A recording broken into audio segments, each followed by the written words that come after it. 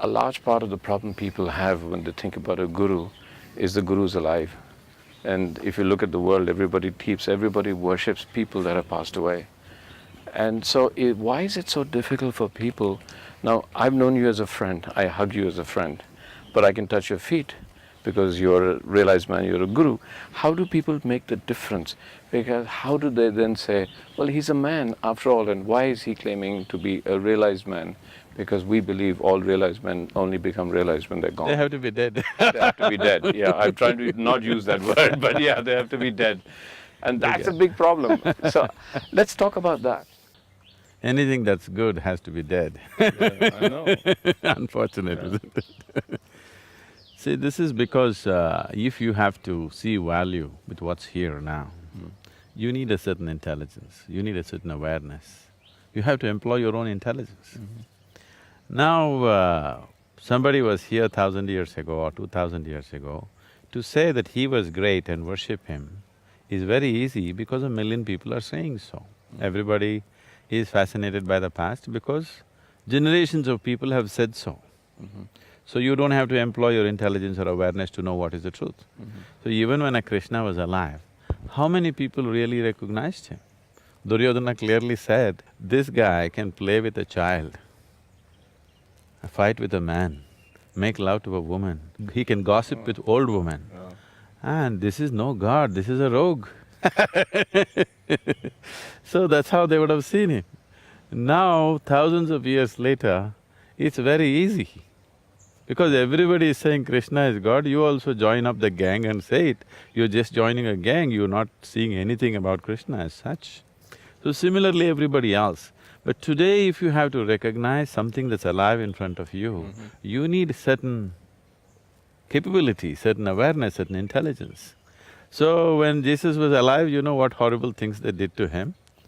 Now, half the world wants to worship him. It doesn't mean anything actually, because when he was there, only a handful of people get it. Yeah. So let's talk about the concept of a guru. What is a guru and how does one find a guru? And why is it that different people have different gurus? Why is there… like there's one god, there could be one guru, right? So, okay, everybody goes You're there. wrong. In India, we have 36 million gods and goddesses. So, what is a guru? The word guru literally means… gu means darkness, Yeah, ru means dispeller. yeah, One who dispels your darkness is a guru. yeah. You can call him a light bulb if you want. Yes, okay. He's on, that's all. So, what you cannot see, he's able to make you see. Yeah, So that's a guru. yeah. Or to put it in other terms, essentially because you're trying to make a journey and you're seeking a guru, he's like a roadmap. He's like a live roadmap. Yeah. When you want to travel uncharted terrain, you will find it's extremely important. Roadmap is more than God. So you will see in the tradition, guru is greater than God, all this they're saying because a live roadmap is more important than anything when you're lost in a unknown terrain. Yeah. So can't I find my way without a guru? That's always the question. This question is coming from a certain egoistic standpoint. Why can't I do it myself? See, do one thing. Using a watch, right? Right. No, I'll give you all the parts for the watch. Yeah. You build your own watch. Let me see. Something… it's very simple. I'm not asking you to build a computer or a spacecraft. I'm just telling a simple thing like a watch. Most people have gotten rid of their watches today because they're looking at time in their cell phones or computers. So, an obsolete instrument like this, I'll give you all the parts, you put it together, let me see. Yeah. You may take a lifetime, I'm saying. Yeah. Something so simple. So, you go to your watchmaker for a watch. So, what's your problem going to a guru for something that you do not know? Yeah, but there is something different here. Now, when I walk around Isha, as we'll see soon, what I notice among most people is… the closest I can describe it is devotion. Some people would call it worship. Now, when you find a guru, it's not an intellectual, it's not… making a watch could be an intellectual exercise. Yet, finding yourself or finding something divine or living in the divine what is this concept of difference? Where do you come in with devotion and worship? Can your guru help you without a sense of divinity that you find in the guru? So I've used three words: worship, devotion, and Yeah. non-intellectual. Yes. So, yes, I don't know how to make a watch, but I could transcend my present limitations and go into other dimensions. Why do I need to seek that kind of support, a subjective support? Yeah. Because a watch is something else. Yeah. The guru is dealing with you, Yes. okay? Because you are the subject here, not another object. So, the devotion that you see around, you must understand one thing, at no point are we teaching devotion, are we encouraging devotion. But why do people seem to be so, overwhelmed by the whole thing is, see, suppose you were in a desert and let's say you're really thirsty, so thirsty that you thought you will die. And if somebody gave you a glass of water, would it be not natural for you to bow down to him? Yeah. You don't have thoughts, oh, this is God, this is that, that is if you are trained that way. Otherwise, simply as a human being, just out of gratitude, wouldn't you be overwhelmed and bow down to him? So what you see here is just that. Nobody has taught them that they should bow down, nobody has taught them they should be this way or that way, that is not at all encouraged. But because of what they have received, the overwhelming nature of what they have received, when that sense of overwhelming experience is happening within a human being, to bow down is a very, very natural thing.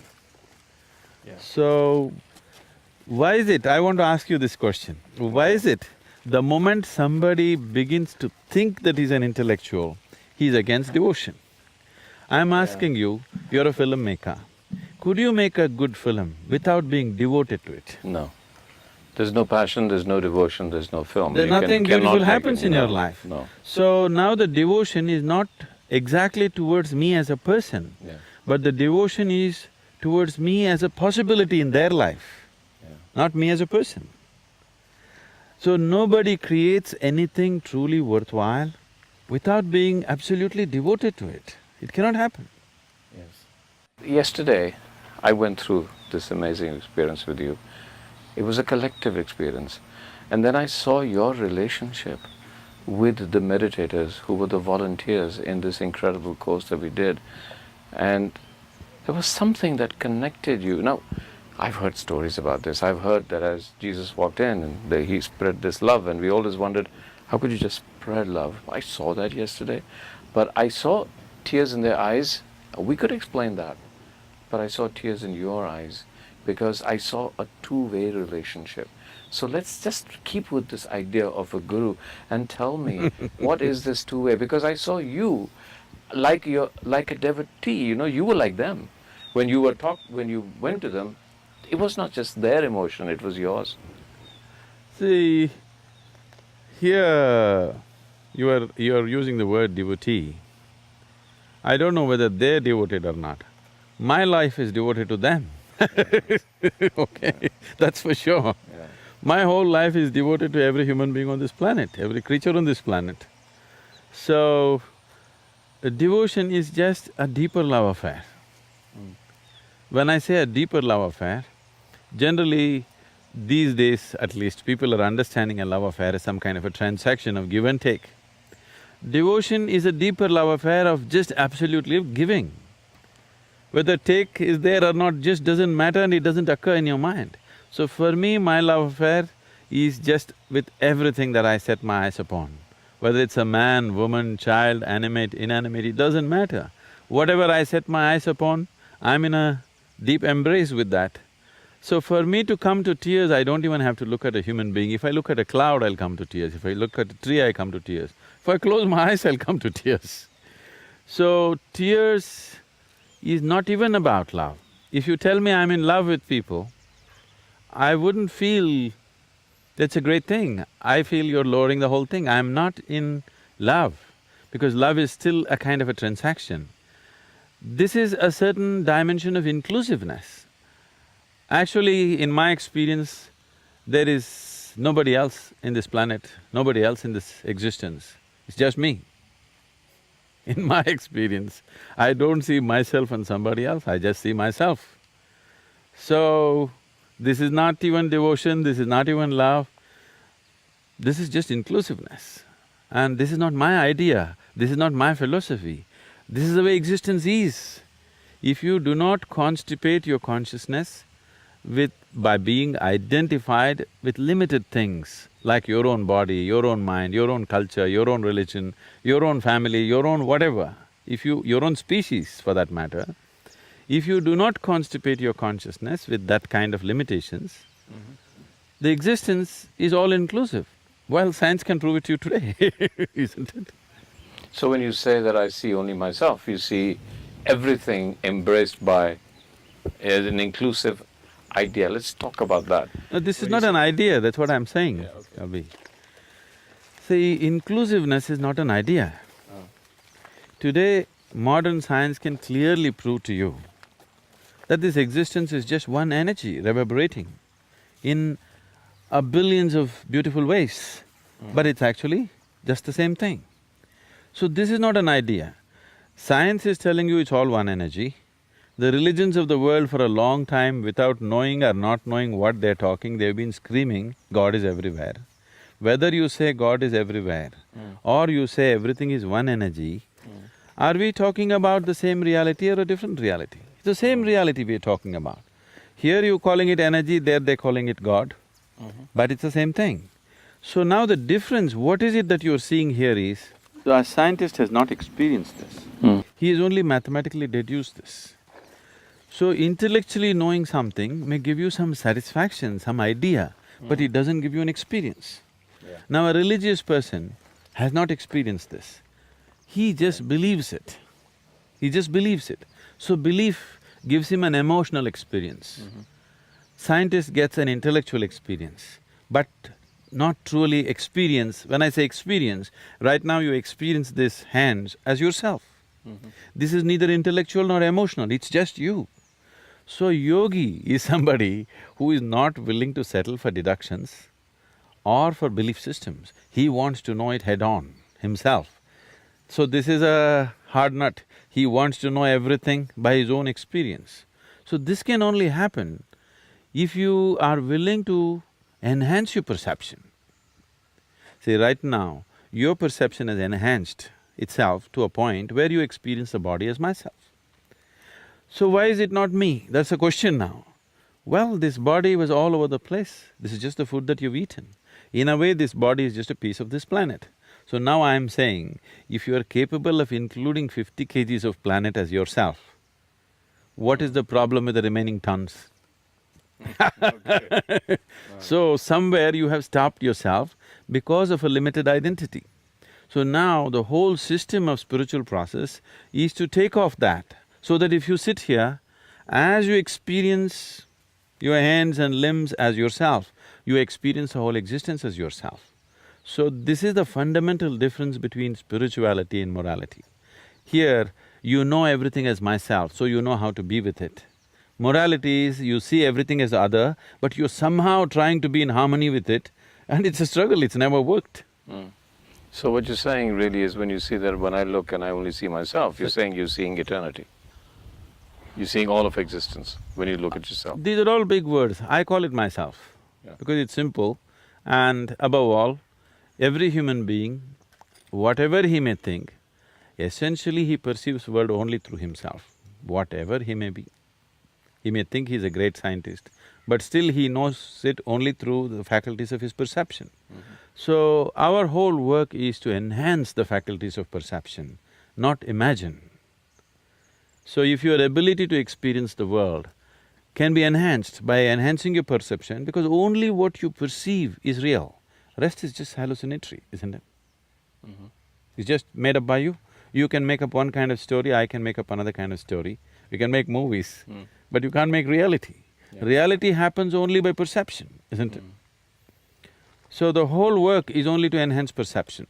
This is not about devotion, this is not about love, this is not about belief, this is not about faith, this is not about anything. This is just about enhancing your perception, because only if you perceive, you know, otherwise you do not know. Okay.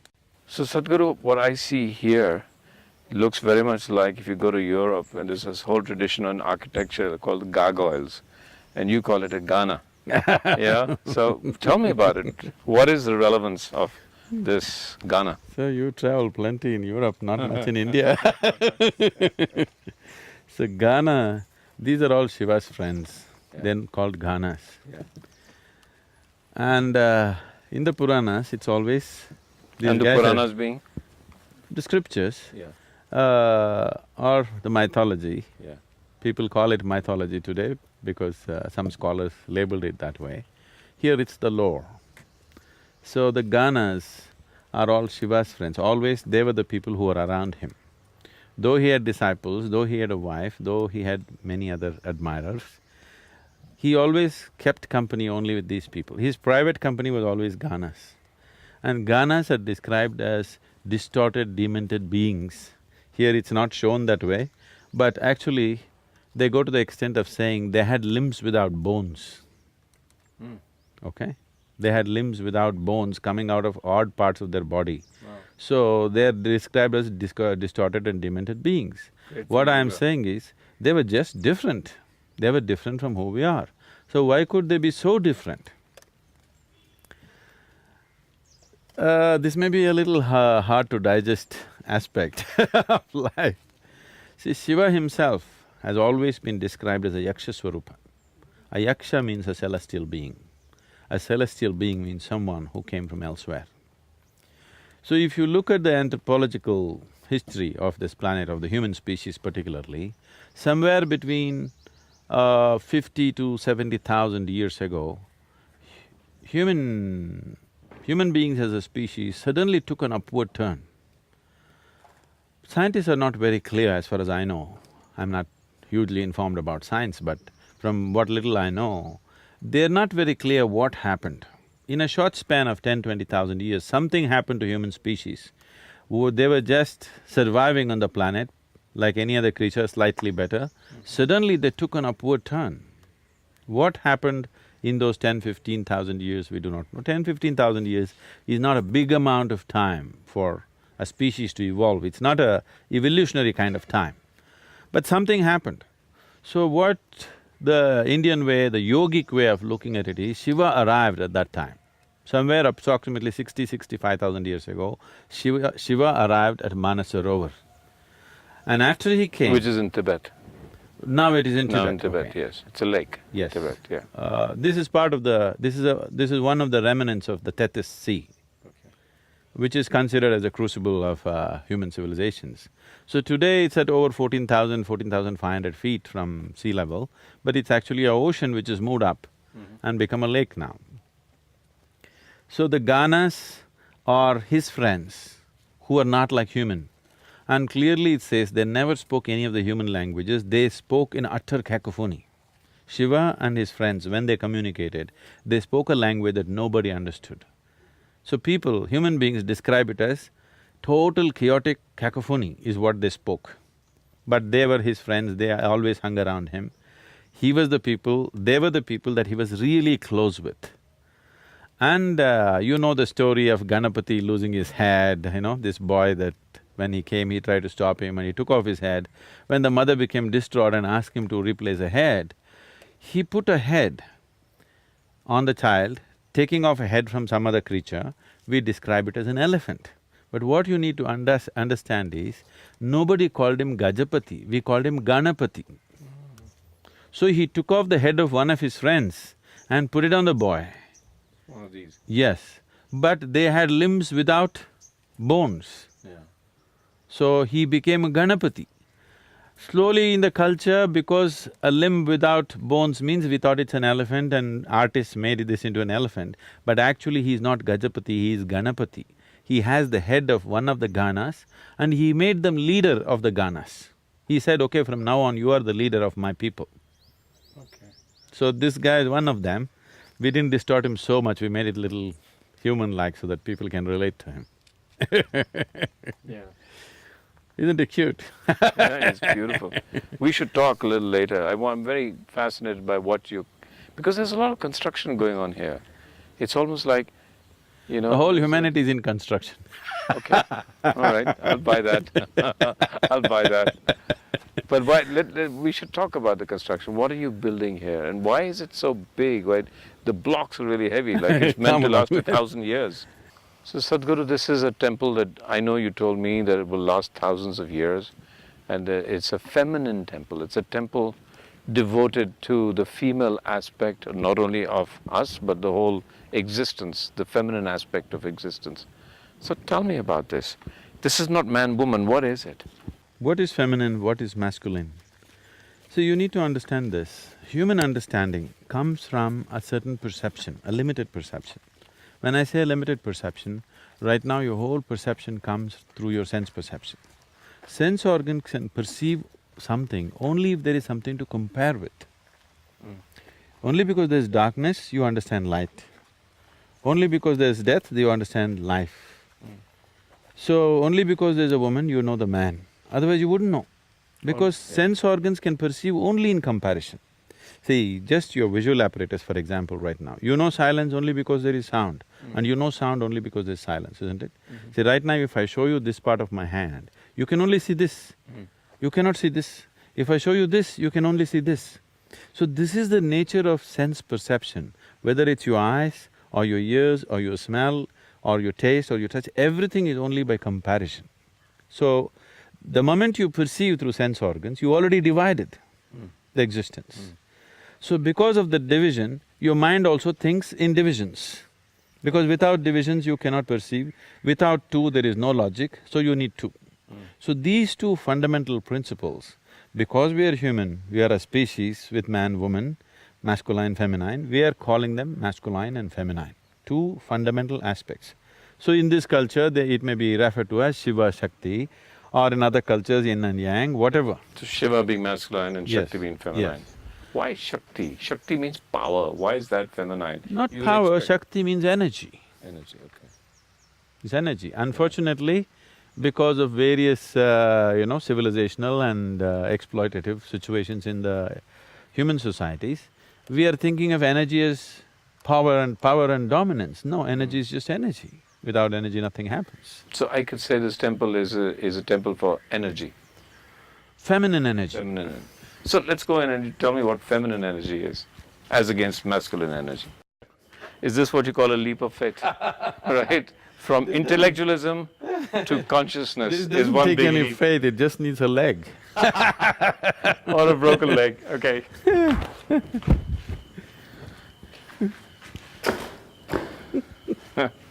When we say a temple, this must be understood. The temple is like a body. To energize the system, temple is not a place of worship. Temple is not a place where you go and make appeals to some unknown god up there. This is not that kind. This is not a place where you lead a prayer. That is the uniqueness of this culture. Here, temple is like a body, energized in a certain way. Now if you see the masculine temple that we have, is circular in nature, because that is the quality that it is. The feminine temple is in the form of a triangle. There's a whole lot of things in its geometry, how it is made. See, all the wings are 33 feet, properly done in the multiples of 11. It is made in a certain way to create a feminine energy there. Why 33? If you go into these details, there are enormous amount of science behind that. Like your spinal column is 33 aspects, and… Which I just risked right now. Okay. So there are so many aspects to this which I don't wish to go right now, but essentially it is feminine energy. Where was the need for this, in a way? See, one thing is today, the feminine is at huge risk on the planet. So immediately people may think, oh, that's because of the man. Maybe man instigated it, but when I say masculine and feminine, I'm not talking about male-female. I'm talking about those two aspects, those two dimensions of life, without which our life will not be beautiful. Our life cannot work actually, even in the most fundamental way. So, because people start thinking in terms of dominance, this is a problem. If you're not looking at life as dominance, if you're looking at life as integration, if you're looking at life as cooperation, if you're looking at life as oneness, then without these two dimensions, there is no existence. But unfortunately, societies have taken on to this as to who is dominating right now, whether masculine or feminine. If any one of them dominates, it'll turn ugly. It's not that if masculine dominates, it'll turn ugly, or feminine dominates, it'll turn ugly. If any one of them dominates, it'll turn ugly. Above all, if you start thinking in terms of dominance, your life will turn ugly. Instead of seeing how to embrace life, you're thinking how to dominate life. By domination, you will not know life. Only by inclusion you will know life. So this is essentially to create an energy force where people can experience a powerful sense of feminine, a fiery nature of the feminine thing. See, feminine is a very fiery form of energy. But today, because we have made economics the most important aspect of human societies, naturally, see, we need to understand this, economics is being glorified as if it's some kind of a divine thing. Economics essentially means survival process. A man used to go into the forest, have a hunt and bring a little bit of meat or fruit or whatever. That was the simple economics. Now it's complicated in a million different ways, but still it's the same thing, providing for yourself and people around you. We are raising raising a simple survival process to a divine level, which is a foolish way to live. Economics has a place in our life for sure, but it is not the be-all of life. So feminine doesn't belong to that dimension. If in these societies, love, art, music, above all aesthetics of life was dominant in a society, if aesthetics was as important as economics, nobody had to bring up the feminine. Feminine would be naturally dominant. Or let me not use the word dominant, feminine would be naturally, exuberantly alive and manifest in the society. Today, either we are slowly making all the women like men because they have to survive, they have to earn money, they have to provide, or a small percentage of them in reaction not being able to cope with that, they're becoming like Barbie dolls. Here we are creating a woman who is fiery and powerful in a completely different way. But what you're saying is, you just said love, art, aesthetics. You use those three words as part of the feminine energy. Now, I'm a filmmaker, I'd like to assume that I have all three in myself, so that's my feminine energy. Yes, it is. So If what you do else? not have the feminine, you won't look and think in terms of what's beautiful, what's not beautiful. You will only think in terms of what's useful and what's not useful. You will become utilitarian. The masculine is like that. So that's…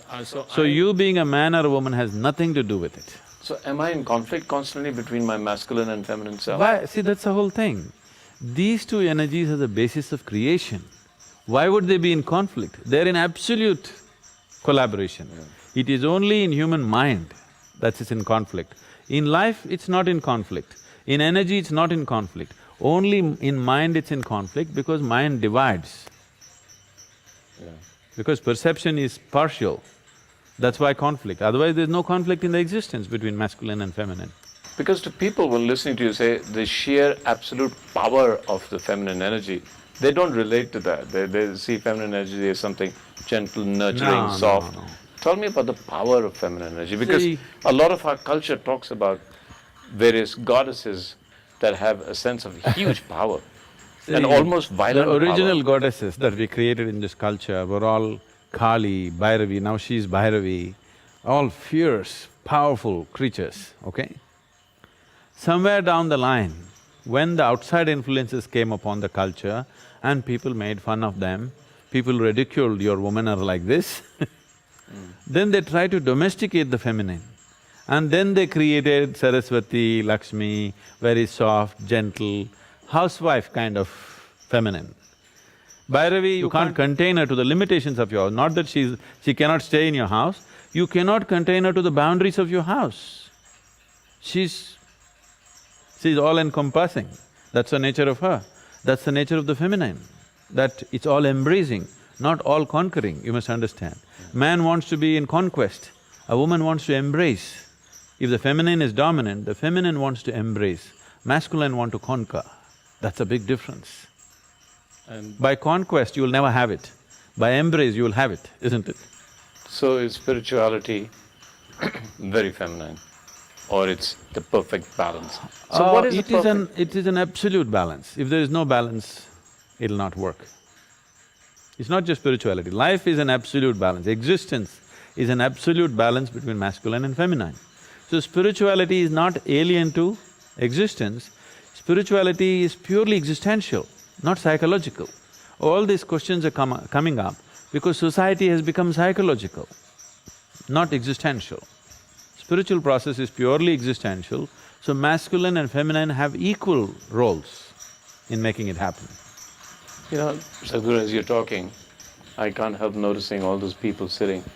They're tapping and what they're creating and sculpting, that tap is almost feminine. Now, is that my learning or is that truly feminine? That tap is not a big tap, it's so gentle that you can barely, if you hear it. Yes. See now it's come to a point where the work has become almost feminine, okay? You need gentle hands to do what they're doing. But before that, this rock was in the quarry, okay? There you needed some hard tools to cut it, make it a big piece, transport it in the truck, bring it in, hold it there, cut it down to size.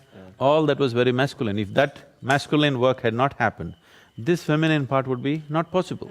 This is so in the society also, I want you to see. If the man goes about, breaks down nature, builds his home and all this, then the woman comes in and makes it beautiful. If she didn't come in, he would just have a rock house which is of no consequence. Nobody enjoys being there, they'll have a house and they'll live outdoor. It's happening in cultures where feminine has been suppressed. They have great homes, but they always want to be outdoors. It's a good place to talk about what consecration means. What does consecration mean? What do you consecrate? I mean, what is that? What is that process and what does it achieve? See, this is happening everywhere around you, all the time. One form of existence or one form of energy is transforming itself into another. What is mud is becoming flower, fruit and food, isn't it? What is filth is actually becoming a flower. What is stink is becoming fragrance. It's happening. If you eat the food, this food becomes, from what was just a grain of rice, becomes such a sophisticated machinery like human body. So, if you make mud into food, you call it agriculture. If you make food into this, you call it digestion. If you make this into mud, usually we call it cremation or burial, whatever. So if you can make a stone or some other gross substance, a material substance, into a divine reverberance, into highest, subtlest possible reverberance, that's called consecration. So the whole existence is doing it all the time in different levels. So this is a certain science and a technology through which you transform the grosser elements into finer elements. Unfortunately, this was always mistaken as producing gold. The alchemy of the West is always talking about producing gold. Gold has no worth except in the market, okay?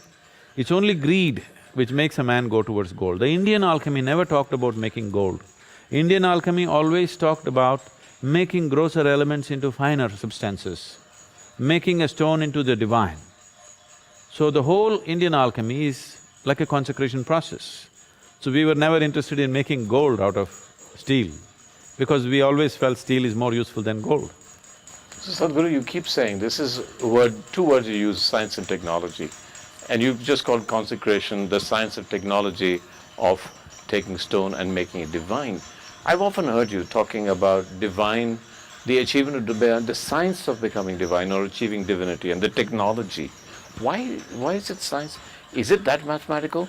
Don't we have to cross one barrier to go beyond the mathematics of it or the technology of it? Right now, there is an agricultural science, right? They will teach you how to study the soil, the qualities of the soil, the seed, the manure, everything. So they only set those conditions, but they don't produce food, do they? Can they do it? They will set the soil conditions, they'll set the seed condition, everything else that's necessary to grow. But the growth itself, the transforming earth into food, that no scientist does. That is happening by nature. Here also the same thing. We have a whole science. If we set all these conditions, the growth becomes subtle. You know, I must tell you how it happened to me for the first time. I was building a… like I've always been building something or the other. I think you're like in another life you were an architect. Why in this life I am? Yes, in this life, but you have this fascination for architecture. Every time I talk to you, you always bring architecture into it. Because creation is essentially shapes and forms, isn't it?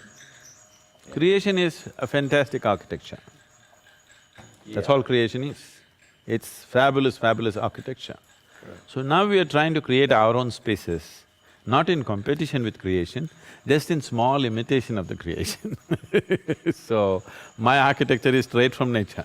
I have not studied anything. Okay. So, when I was building something and this was my first project, I'm building a farm near Mysore. And I'm doing it with a real short shoestring. So, when I want to in the end I want to paint it, I don't have the money to go and buy regular paint. So I buy ordnance paint, military reject paint, which is the worst kind of paint. If you paint it 15 days, it'll be still wet, you can still stick to it. It's a good mosquito trap. So I get this paint and the only paint they have is farm blue. I don't like the color, so I dilute it so that it's little lighter. And I don't have the thing to get painters to paint this large wall surface. So I want to paint it and it takes too much time to go like this. So what I do, I dip, hold it here and just walk. One smear of paint from this end to that end to this end. The first smear that I did, I dipped and walked like this. Here the smear was thick. As it went, it became lighter, lighter, lighter, lighter and became really subtle. I just looked at this and I burst into tears. That was one great moment of realization for me. This is the whole creation. From a rock to divine, this all the thing is. It's either dense or it's subtle, that's all it is. It's the same existence everywhere. Whether you look at the earth or you look at your body or you look at what you call as divine, it is all the same substance. It is just getting subtler. So, that was my huge realization for me, just a paint smear. And whatever we are creating as divine is just that, making a rock into a subtler form of energy. Every substance on the planet is exuding a certain kind of energy, reverberation, which is a scientific fact. You can change the way it exudes, what type of energy it exudes, you can change that. Altering that to a very subtle and useful form of energy is consecration process. So temples were energy forms, temples were energy places, where every day in the morning before you start your day, you go sit there for some time, imbibe this energy and go into the world. Why this became necessary is, see, once you step into the world, for an ordinary person, a common man, every transaction in the world, whatever it may be, what is your profit is somebody's loss, what is somebody's profit is your loss. In every transaction, there's something to be lost or something to be gained, whether it's family transaction, between husband and wife, father and son, between business partners, or every transaction. There's something to give up, something to take everywhere, that's why it's a transaction. So if you're not sufficiently lubricated in the way you are, every transaction is a point of friction, a possible friction. There are some people who are making every transaction into a friction, some people are conducting their transactions gracefully. So every day going, sitting in the temple was just this, you are well lubricated. When you step out, you can pass through the world with least amount of friction. So this is a very, very significant instruction which is still alive in the southern part of this country. Here, nobody tells you if you go to the temple, you should pray. They always tell you if you go there, you must sit there. You must sit there for some time and come. But today the instruction has become like this, the way they're following it is, they touch their bottom to the floor and they go. Nobody told you have to pray, nobody told you have to make an offering, you just have to sit there. But they also told that people on the spiritual path need not go to the temple because they have self-charging mechanisms. So temple is essentially for a householder who has his own way of transforming his energies. Use a public place, a battery charging place it is. So this is feminine energy, it's triangular, the whole temple is triangular, pointing towards the southwestern direction, which is a feminine direction on the planet. In the northern hemisphere, southwestern point is very feminine. And that's technology, or is it? Yes, we can actually demonstrate this to you. Yes, how it's more feminine than the other directions. We can actually give you a demonstration. Okay. All right, and the masculine is completely the opposite way. Very, very direct sense of masculine is like this, but in between both are spread out. Yeah. See, when we say masculine and feminine, this is human intellect which is saying they're opposites. They are not opposites. They are not in conflict, they are in collaboration. Okay. One cannot exist without the other, in the very nature of things. So it is only in the mingling of these two dimensions of energy, they are not two different energies. These are two manifestations of energy from the unmanifest. These two manifestations of energy, only in the mingling of these two, life happens. It's an equilateral triangle, okay? There are many aspects of the geometry which I don't want to go in, but the significant aspect is, there's another triangle fitting into this in a smaller capacity. So a downward triangle is… And that's this one? No, this downward triangle always symbolizes the feminine. Okay. The upward moving triangle symbolizes the masculine. But here, normally it would be depicted like this. Okay, this is also the Star of David and whatever else the star is used, and this is the basic yantra for Sri Chakra and everything. This is the masculine and feminine meeting. But here, the masculine is held inside the feminine triangle because here the masculine is unborn. It's in the womb of the feminine. So it's a smaller triangle held inside. It is not a larger triangle like a male meeting the female. This is like in the womb. The masculine is a child in the feminine's womb because here the feminine is in a dominant form. So there is a whole geometry of things in this where we are trying to build a body of the feminine to energize it in a certain way. So Devi will sit here, this is also a triangle and this is into the earth, here there are steps going in. Being in the earth is very important for the feminine. So the deity herself is going into the earth and people have to go in to meet her, that's how it is. And there are lots of symbolisms attached and geometry involved in this whole process.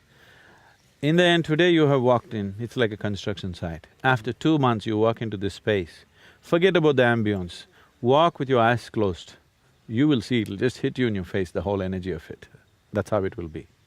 So it's 11-month gestation period. We are still working on the deity, it's elsewhere.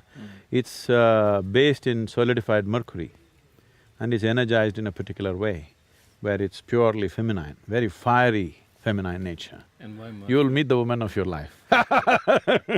Okay, I'll wait for that. I think that's a good promise.